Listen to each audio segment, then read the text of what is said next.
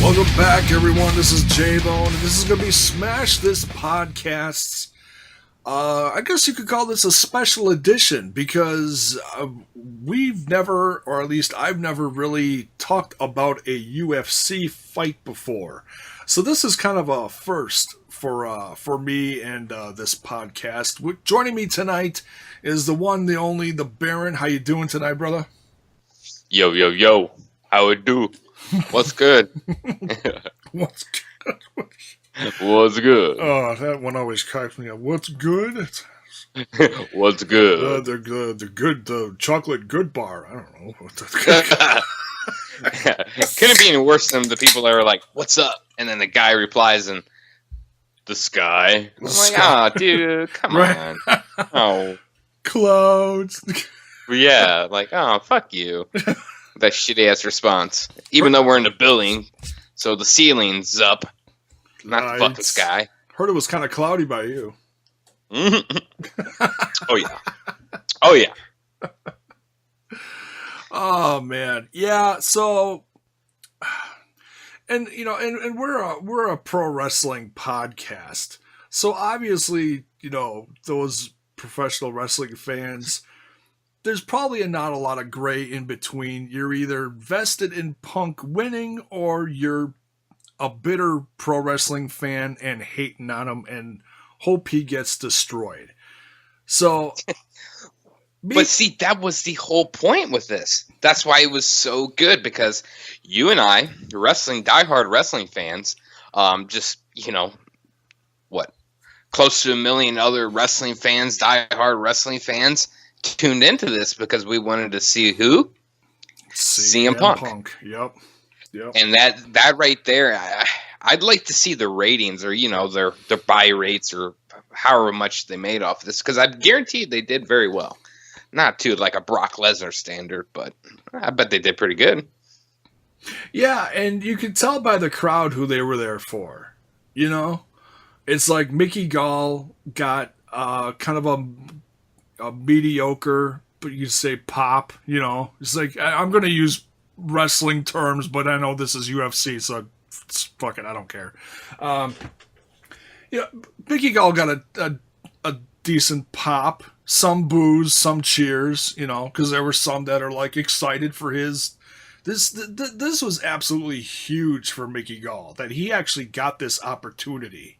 Okay, and it's also, you know, huge in the aspect. And another reason why a lot of people hated this is that Punk got this opportunity. That he's been training solid for the last 2 years, and he got his first big fight on a big pay-per-view. Whereas most guys probably train for X amount of years, and they get their first fight on a freebie Saturday night FS1 show. You know? So... Yeah, and... that all comes back with the name CM Punk, right? I mean, he obviously got the pay-per-view fight just because of his name.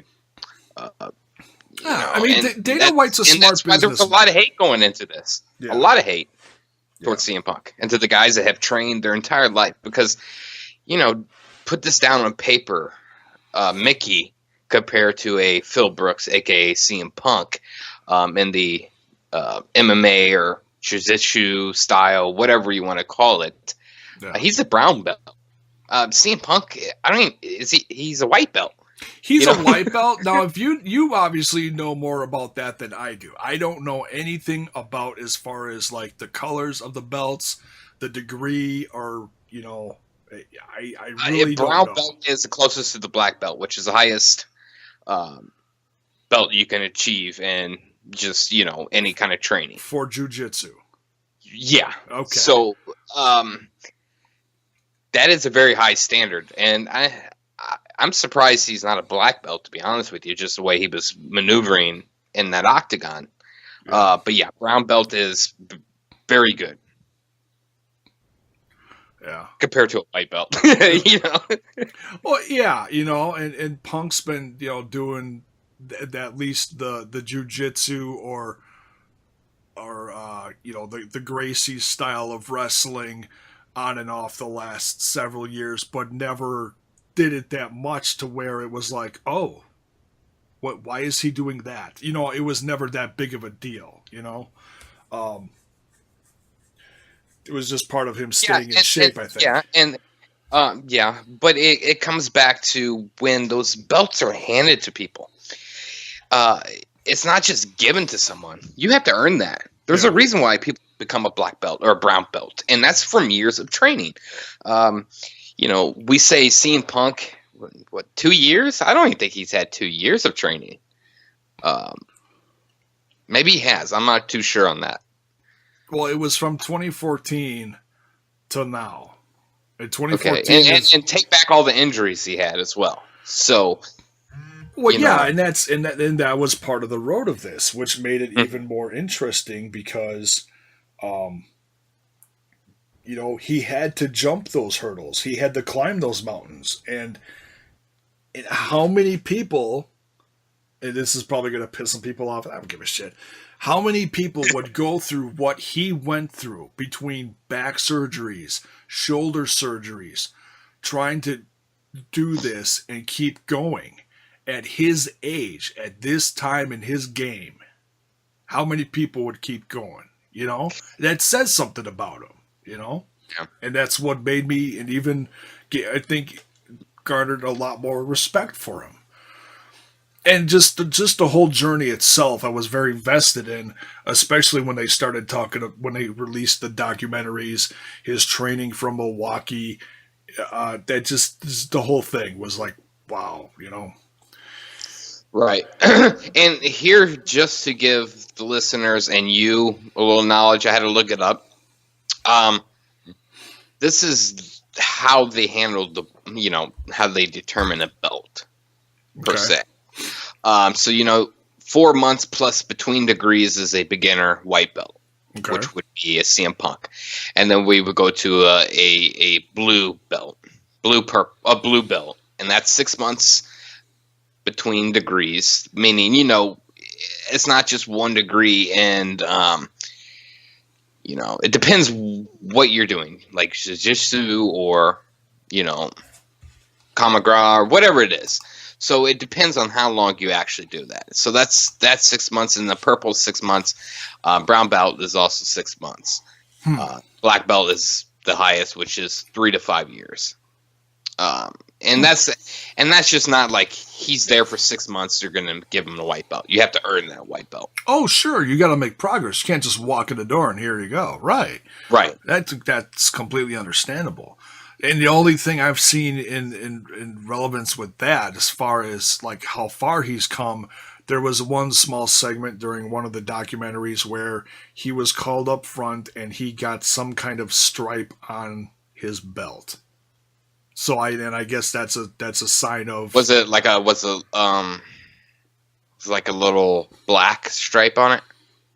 No, it was the belt was white, but the things that were hanging across the front that tied were black. So then, that's also another degree. Okay. God, dude, there's so many like representations of belts. Levels, like there's a white tiger belt, and then there's like a dragon green belt, and all this other crap. Neither one of us are very knowledgeable on the belts. Yeah. Keeps his pants up, Got a big black thing dangling down. Right. He said, never mind. Yeah, and so the fight did not go the way Punk fans wanted it to go, like I tweeted out earlier. It was a bummer. It seemed like he really didn't even have a chance. It's like once Mickey went after him, Punk went down, and right there it just didn't look good for him. Mickey started with the ground and pound, and it just did not let up for a second. So I give Mickey props. I mean, he said he was going to go out there and do what he was going to do, and he did it. So I'll give him props for that. And he said some respectful things after the match, and Punk said some respectful things too. But man, Being a wrestling fan like you or I, and seeing CM Punk's very first fight, on paper, we knew this was going to happen. At least I did. I've stated this years ago on Rambling About Wrestling. It's not going to go well. Yeah, I tried to stay positive. I think I was just more excited than anything to see it. So I tried to erase the negativity. Yeah, and that was the big thing around this was just to see CM Punk. Because, as a wrestling fan like me, I was a fan of him in wrestling, after all the nonsense and all the shit went down, how he left, how he presented himself after he left, and how he, went after WWE after he left, I was just disgraced, This guy has been in the business for how many years? Wrestling business? I mean, long time. It was just not good how he left. And coming into UFC knowing that he has no background. Mickey Gale has a background in grappling. You really think you're going to stand a chance against a guy like that? It's just, it was bad. What was it? 4 minutes? It wasn't. No. It was I shouldn't say he wasn't one of the prelim matches, but all the matches except for the last heavyweight match were 3 5-minute rounds. He didn't even make it through his first round. He only made it like a minute, if that. And it just seemed like Mickey Gall completely overpowered him. I don't know if it was nerves. It just looked like Punk didn't. I hate to say it. It didn't look like he knew what to do. But when you go into a fight, if you've never been into a real fight, I'm saying, let's take for example, me and you met up. God knows where. I didn't know who you were. And we just got into a fight. And if you've never been into a fight, real fight, no matter the size, no matter the muscle mass you have, if I have knowledge on, how to defend myself, I'm going to take your ass out. Just because you're not expecting anything, Yeah. And that's the nerves. That's the nerves and not being well trained. Yeah. I'm saying that he was not well trained. He should at least have 5 years, at least training. Yeah, I'm kind of surprised, and I'm not. He was in one of the best camps in the world. Okay, Rufus Port in Milwaukee is one of the best. Yep. So, I have absolutely no doubt that his head coach thought that he was ready. Because it's so, he wouldn't have let him go into this fight had he not made progress. And the only way we had any knowledge of his progress was through those short little documentaries. And the only time it looked like he was finally making progress was right towards the end, sometime this year, which would have been after he had his back surgery, which then he would have been as close to 100% as he's been in years, barring all his other injuries. Because he even said he was feeling night and day different after he had the surgery. Yeah. He wasn't making excuses like, oh, my back's bugging me today, so I didn't do this right. He didn't have that anymore. So, had he not had those problems, I think he would have been maybe not significantly better, but better, because he's only had X amount of months where he has felt that close to 100%, and I think that does something to him. So it's you're making excuses for him. No, I'm just stating what I think is the truth. Okay. So So now the question after this debut slash loss, he's 0-1 now. He said he's gonna be back, but when I was texting you, you had a different opinion. Why don't you go ahead? Well, I mean, personally, after your debut, the build up you had the promo videos, you had that 4-episode journey of CM Punk. Yeah, it was 4 episodes, I think. There was a lot of hype behind him. Whether or not could he, wasn't the question. Could he come in and win? It was more of the journey with those videos, and I understood that. Yeah. But it was, to come into a fight like that and lose in 2 minutes and 45 seconds, your first fight, you're giving your heart out. 2 minutes and 45 seconds. Okay, yeah, I knew into the first round. I knew it was within the first round. I didn't look at the time. Okay, thank you. Yeah, it was 2 minutes and 45 seconds to come in a debut of any fight, no matter what it is. You're going to give your heart out. I don't think CM Punk landed anything. Punch, counter, anything. That resemble a fighting back. Yeah, I mean, he last because he was within the first few seconds he was down, and that was the unfortunate part. There was no hand-to-hand sparring. There was no boxing. There was no kicks and misses or connected kicks. No, Gull went after him, tackled him, and it was just practically ground and pound from there. Yeah, and to go back to that training, that's what he is trained to do.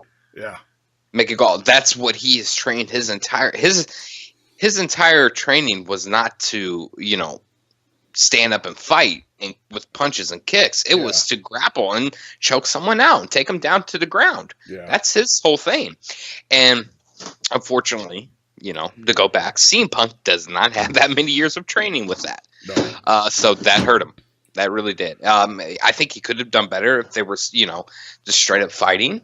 But unfortunately, that's not the gist of mixed martial arts in any way, shape, or form. Yeah. But, to go back to the point, I don't see him ever coming back to a UFC fight after a devastating loss like that. Because it wasn't like, he put up a good fight and it was by decision. It wasn't like he got knocked out or tapped out in the second round or third round. It was the first round in 2 minutes and 45 seconds. There was zero. That's devastating. That would kill any momentum. Yeah. I would just be like, okay, should I go back and train for another 2 years? Should I go back and train for another 4 years? Really? Because CM Punk is not young by any means. No, he's not. He's 30. Get his actual age. He's 37. Oh, you have it? Yeah. He's 37. Okay, so that's up there, especially when you're going to a UFC fight or any type of mixed martial arts. That's, your body is, especially after being in wrestling for so many years and taking bumps like he has in the indies and going to WWE and wrestling for 360,000 days, whatever. Yeah. But, so do you really see him fighting again is a question. And personally, in my mind, I don't think he would ever come back to the UFC. And I would say in the year's top, he would be back in WWE. I really do. Yeah, it's gonna all depend on where his head is, and no one's gonna have a clue where his head is at. He said in the ring that he's gonna be back. So right there, that's a positive for him. He's not like, all right, well, this is one and done. Thank you all for the journey. He kept it as positive for himself as he did. He's like, I'll be back. So you got to think that he's going to at least consider that. Maybe giving up at this point is absolutely not an option for him. Who knows? He's probably going to go dark for a while. No one's going to hear shit from him. I'm sure there is going to be a post-conference. I did not stick around for that. I think I'm recording it. It's going to be on, I think it's FS2. In fact, it's probably on right now. But nonetheless, and I'll go watch it later. And I'm sure at the press conference we'll get a slightly better look at where his head is at, because there was 2 more fights after his match. There's 2 more. So I mean, this is going to be really interesting to see where he goes. I'm sure his head is going to go in a lot of different directions, because he even said in the documentary, he's like, this is either going to go really great or it's going to be a train wreck. And it was a train wreck. And it was, yeah. I mean, I still have all the respect in the world for him. Absolutely. You know what? And to get this point across, I'm a CM Punk fan, no matter what I say. I have said multiple times, fuck CM Punk. Just the way he left WWE, just because of how much of a fan I am of pure wrestling. Yeah. Just the way he left. Of course, I'm going to say that. Well, fans were hurt and it sucked, yeah. Yeah, it was a tragedy in wrestling, the way he left. But I have all the respect in the world to him to come into UFC, doing something his dream to do. I mean, he wanted to do this prior to years before he left the WWE. He stated he wanted to do UFC. So all the respect to him and all the effort and time he has put into this, 100% respect, because not anybody could do this. Especially at his age. I mean, if you look especially at his age, I'm going to cut in here just for a second. If you look at the other fights, and I'm not a big UFC fan, so this is actually the first pay-per-view that I think I ordered and watched in its entirety since Brock Lesnar left after his disease, when he first retired from UFC. Okay, So it's been a while. It's been 5-ish, give or between 5 to 6 years since I've actually seen a UFC pay-per-view. I've seen plenty of highlight reels, seen plenty of matches itself, but an actual pay-per-view, bought it, watched it all the way through. Not knowing a lot of these guys going into this, I was not vested in it at all, but I was intrigued. I was like, ooh, who are these guys? So you got all these different weight classes, so that was kind of interesting. The last ones I was like, probably more excited about, because it's just two mountains of two matches, 2 big huge guys just clobbered the shit out of each other, But the match right before Punk's, Faber versus Rivera, I've seen plenty of footage on Faber, and I know he fought in a lot of other companies. So I was like, oh, well, what's he doing now? I know he's been around for quite a while. Seen him in commercials and promos and highlights and stuff like that. The guy is CM Punk's age. He's 37. So you look at how he looked in the ring tonight, which was like, man, this kid is quick. Holy, I shouldn't say kid. He's a smaller guy, so I say kid. He's not a kid. But you know what I mean? This guy was like lightning fast. It was a hell of a fight between him and Rivera.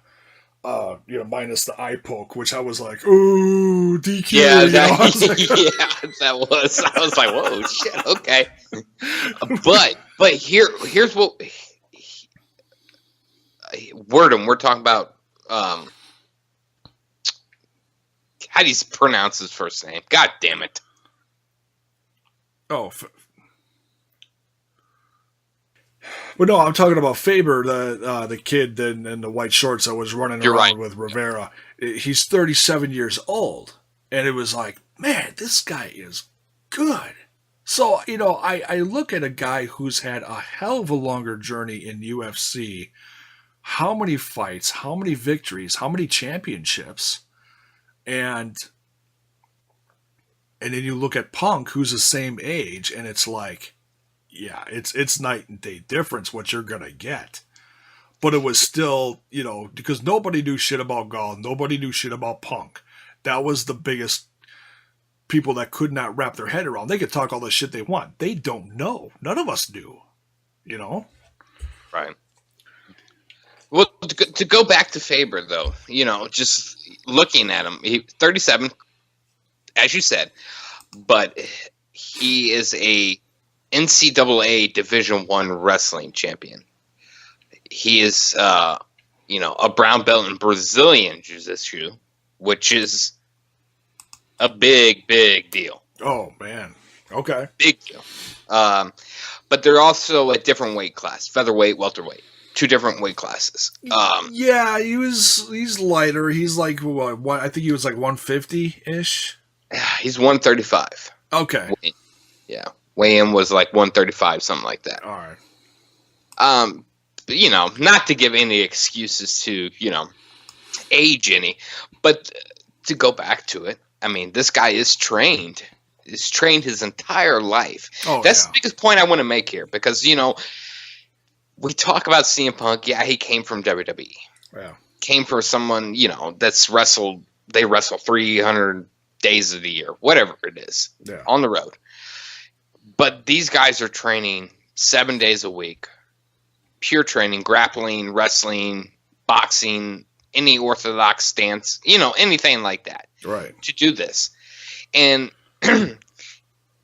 these guys are having 10 plus years, even longer, of training. Yeah, even Mickey had 6 years? Oh yeah, vested in before Punk.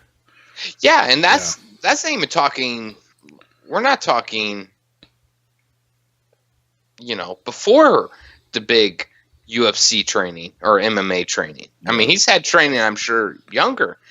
So that's the biggest difference. I think age he's only 24 matters too.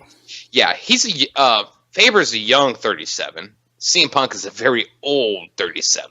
Oh yeah, and I don't know what kind of injuries or surgeries Faber has. Maybe he's had none. But man, the way he was bouncing around, he looked like he was bouncing around like a freaking 16-year-old. Yeah, looked like he was quick. But he's also very, very light. That's why they're so quick. That's featherweight for you. Yeah, featherweight. All featherweight fights are very fast paced. Most guys that I've seen fight in the featherweight division are very, very fast and quick and on their grappling. So you probably watch a lot more UFC than I do. It depends who's fighting. Yeah, that's it really depends on who is fighting. I've always watched it. The big fights. I don't buy the pay-per-views. I don't pay money for them. I hear you. It's just not an expense I can handle right now. Oh, so I catch the streams and what I can catch of them. I watch, but I do catch a lot of them. Yeah. Yeah, this is the first one I actually bought in 5+ years, like I said, since Lesnar retired the first time. So So CM Punk did his job though. Yeah. He completed his journey, Yep. He started his training and shut everyone up, And like I said leading up to this, and I'll repeat myself again, whatever. In my eyes, leading up to the fight, he already won because he made it to the big dance, Yeah. And though he didn't win, so it's going to be interesting to see where his head is at, and we're all just going to have to patiently wait and see. Yeah. So my question to you: where do you say? Let's give a timeline. Let's give a year timeline here. Okay. Where do you see CM Punk in the year? See, and that's so hard. That's so hard. Without knowing where his head is at, post-fight, a week, a month, even after it, because these guys. We saw his head. I mean, we saw his face. We saw his ear after that. After that fight. CM Punk, you got your first cauliflower ear. Oh my God, that ear was tore up. Yeah. Holy shit. Yeah, he looked great shape going into it. Oh man. I was absolutely amazed. I mean, he used to wrestle at 220, 225-ish.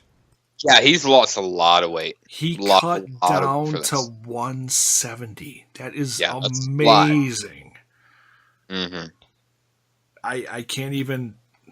Well, I can fathom being that because I was that weight several years ago, but that was after a solid year of Atkins diet, and I lost over 50 pounds. Not a cocaine, no. So, Red Bull and cocaine and coffee. No, okay. Didn't eat for years. I was in a coma. No.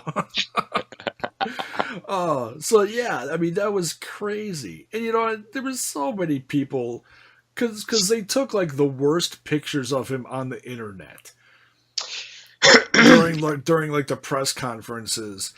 Certain facial poses of him and saying, "Oh, look how he looks. He looks horrible." Well, yeah, dumbass, you purposely picked the most rottenest pictures of him and made him look like what's that character from Lord of the Rings? Oh God, are you talking about my precious? Yes, yeah, made him look like that. It's like for crying out loud. My precious. Get Gandalf. Oh, Not Gandalf. What's his name? I can't think of it. God damn, we're just not fucking thinking of names very well. It's too late at night. Where's Max? Yeah, he'd probably come up with it. Damn it, Max, you're supposed to be here. It's okay. But nonetheless, yeah. And there's really not too much else to say like this. It's just going to be really interesting to see where his head is at. And, is this going to complete his journey? And that's not me hating on him. That's just, as fans, we're all very curious now to see what happens now, And yeah, I'm really curious to see what he does. Do I see him going back to the WWE someday? Absolutely. Is it going to be anytime soon? No, because I think he feels like he's got at least going to try to get at least a win under his belt to climb that next mountain. He got to the UFC, he got to his first fight, now he needs that first win. Yeah, so and see, that's where I'm kind of differing with you. I personally think that was it. Yeah, he said he would be back, but he showed nothing to really build himself on. There's nothing to boost his confidence at all. You know what I'm saying? So how he can come back in and train for another match?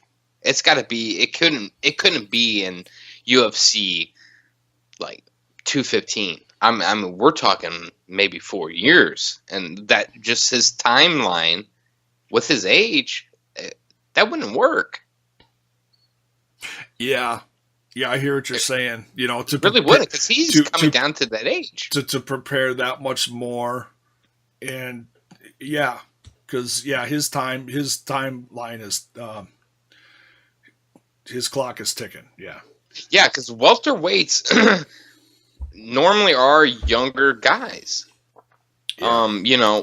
And guys that have been training for years to build into that welterweight with speed to fight another guy not half his age, but you know what I'm saying. Yeah. There's no way 10 plus years with X amount of years. Yeah, that's got to weigh into his thing too, And I'm sure, and Rufusport is a tremendous camp, but I'm sure his coach is going to be brutally honest with him too, and see. There's going to be so many factors that go into it. We could pick it apart all night, and I don't want to do that because it's late. Right. But nonetheless, this was very interesting. This culmination of this journey, it was a pleasure to watch. Did it end the way we wanted it to? No. We'll have to see where it goes. And whatever he decides to do as a fan, I'm still going to respect him nonetheless. I'm not going to say, "Oh, you gave up." No, screw that. No, because he already won the journey. He got to that fight. He had his fight. And how many people can say they've had that opportunity? Whether you love him for it or not. Yeah, that is true. So, any final thoughts before we wrap this up, Baron? I hope nothing but the best for CM Punk, and like I said, I'll see you in a few months, buddy. Though, I will say this: I had goosebumps. Royal Rumble. I had goosebumps. Yeah, he's gonna be at Mania. God damn it! I had goosebumps when his music hit. The Cult of Personality, it just brought back, some of the old, not really old, but the old kind of reactions he had with that, Cult of Personality, whether it was at Battlegrounds or Money in the Bank when he was in Chicago going against John Cena, or the time You know, yeah, he came leaving out the with company and then Paul coming Heyman. back. Yeah, Dude, it gave me goosebumps, and I was like, man, I'm really hyped for this. yeah. You know, that really got me excited, and then, goddamn, it went downhill really fast. Yeah. The what really showed, you want to talk about pop of the night though, was the hometown boy, the world heavyweight champion. Overeem? No, that's who he fought. The champ fought over Oh, him. yeah, okay, yeah. Overeem and the Stipe. Piocho. Gee, goddamn. Some of these guys' names. Why don't they come I up with know. like nicknames like John Cena or something? A lot of these guys, that's one thing I've always had an issue with UFC. They've always went with like their real names or, you know, really odd names. So it's hard for me to that's the thing. A lot of these guys aren't American. They're from Brazil or Europe or wherever. Brazil. Yeah. Yep. So, but yeah, that last match, wow. That was an incredible fight. Oh, just the beginning. Yeah. Just the beginning with that fucking kick. No, that's the fight before that. Oh, god damn it. You're getting me mixed up here. Yeah. The kick was Werdum versus Brown. Werdum Brown. Okay. Yeah. And then the fight after that was the heavyweight championship fight. Mm-hmm. Between Overeem. And hats off to Overeem, man. Wow, what a journey for him to be world heavyweight champ everywhere you fought, and now finally you get that opportunity in UFC. And man, it was close. Yeah, that was a good fight. Yeah, that was a damn good fight. He almost had him there in the beginning. So, well, overall, great show. Probably not going to do this on a regular basis. I'm not very vested in UFC, but overall, it was very fun to watch this. It was great to support CM Punk in his journey, and we'll have to see where it goes from here, like I said. So, that's going to wrap it up for this one. Thanks for listening. And we'll see you in another night or two, depending on who we can get on here for WWE Backlash pay-per-view review. So, till then, Heck yeah. We'll see you later. Good night, folks. Peace.